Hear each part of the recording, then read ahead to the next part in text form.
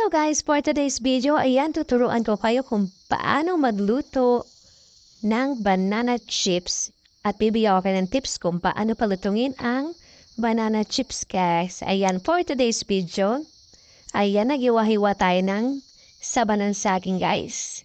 Hiwain lang natin siya ng manipis para madali siyang maluto at lumutong guys. At yan guys, pagkatapos ating mahiwa yan ang maninipis, ayan maghahanda tayo ng mangkok guys. Siyempre tubig kalating baso, suka kalating baso. Tapos siyempre ilang tablespoon ng asukal guys. Ayan paghalu-haluin natin sa isang mangkok yan. Pag mamiksa ng maigi, ayan guys, ayan yung ilalagay natin sa ating banana chips. Ayan.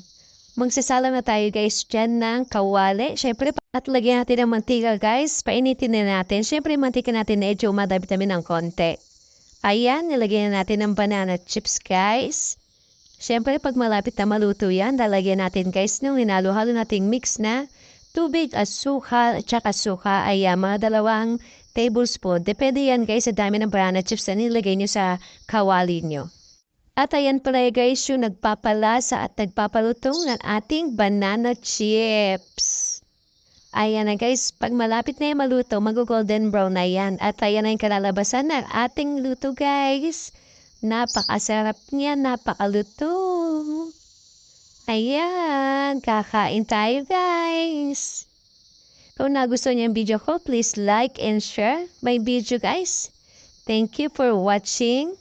Kain tayo guys.